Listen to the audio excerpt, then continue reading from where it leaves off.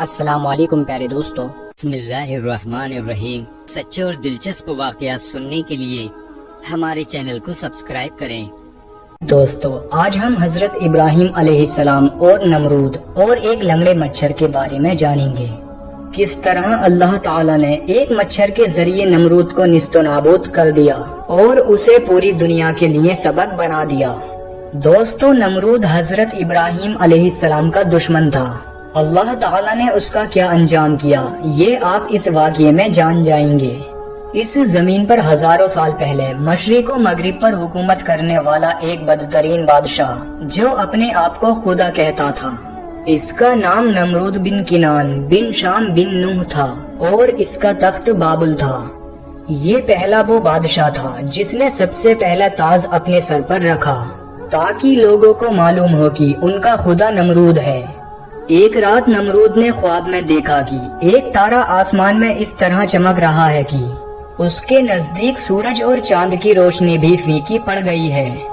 جیسے ہی نمرود نیند سے بیدار ہوا تو اس نے محل کے نجومیوں سے خواب کا مطلب پوچھا تو انہوں نے بتایا کہ تیری سلطنت میں ایک ایسا جوان آئے گا جو تیرا رعب اور دبدبا ختم کر دے گا اور تیری اس حکومت کو تباہ کر دے گا۔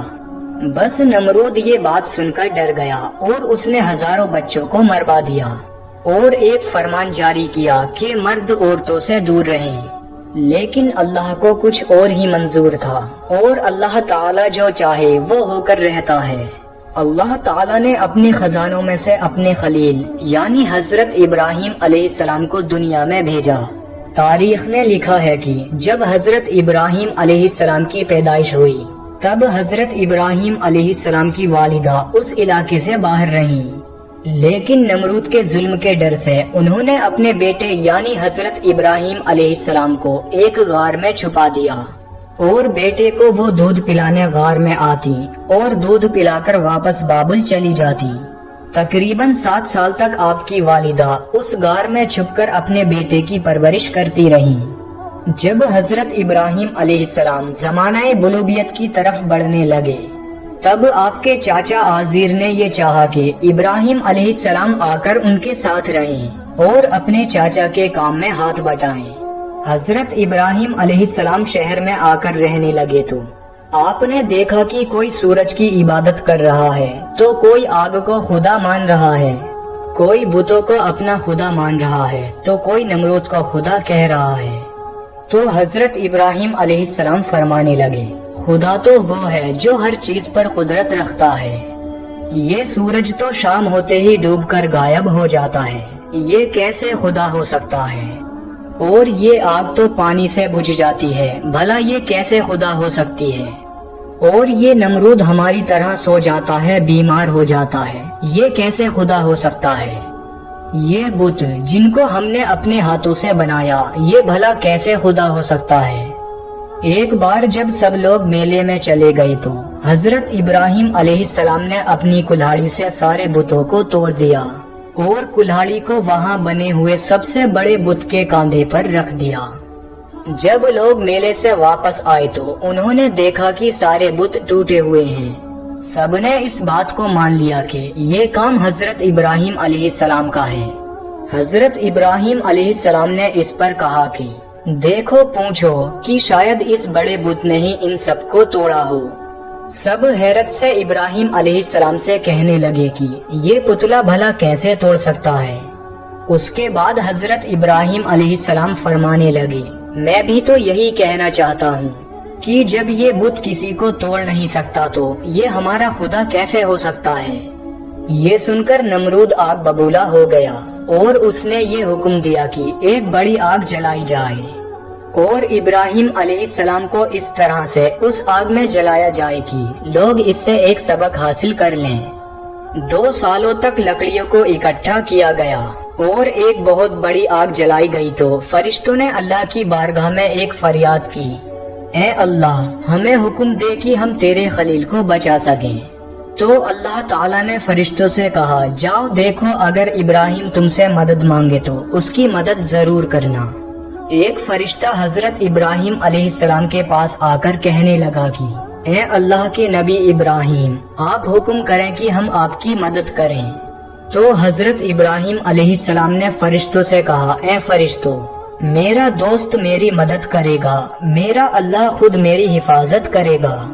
اس کے بعد جیسے ہی نمرود نے لوگوں کو حکم دیا کہ اللہ کے نبی حضرت ابراہیم علیہ السلام کو آگ میں ڈال دیا جائے، اور جیسے ہی حضرت ابراہیم علیہ السلام کو آگ کے اندر ڈالا گیا اور آپ آگ کے درمیان پہنچنے ہی والے تھے کہ اللہ تعالیٰ نے آگ کو حکم دیا کہ اے آگ میرے ابراہیم پر ٹھنڈی ہو جا، تو وہ آگ حضرت ابراہیم علیہ السلام کے لیے گلزار بن گئی، اور حضرت ابراہیم علیہ السلام مطمئن ہو کر اس آگ کے اندر اللہ کا شکر ادا کرنے لگے۔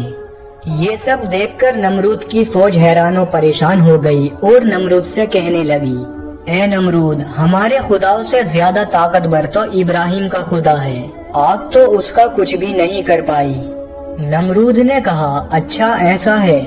اس کے بعد حضرت ابراہیم علیہ السلام کو بلا کر نمرود ان سے کہنے لگا، جاؤ اپنے خدا سے کہہ دو کہ کل وہ اپنی فوج تیار کرے اور میں بھی اپنی فوج تیار کرتا ہوں، کل مقابلہ روبرو ہوگا۔ دوستو، نمرود جو پوری دنیا پر حکومت کرتا تھا، اس وقت زمین کا سب سے بڑا بادشاہ تھا۔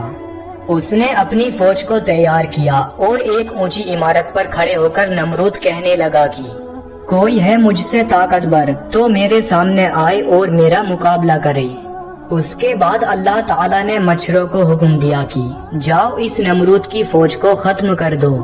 اچانک وہاں بڑے بڑے مچھر آئے اور نمرود کی فوج کے ایک ایک شخص کا خون اور گوشت کھا گئے۔ نمرود بہت ہی حیرانی کے ساتھ اپنی فوج کا یہ حال دیکھ ہی رہا تھا کہ اچانک ایک لنگڑا مچھر اس کی ناک میں گھس گیا۔ نمرود پریشان ہو کر اپنے سر کو دیواروں پر مارنے لگا اور کہنے لگا، کوئی مجھے بچائے۔ لیکن افسوس، جب اللہ تعالیٰ کا عذاب آتا ہے تو کوئی بھی کسی کو بچا نہیں سکتا۔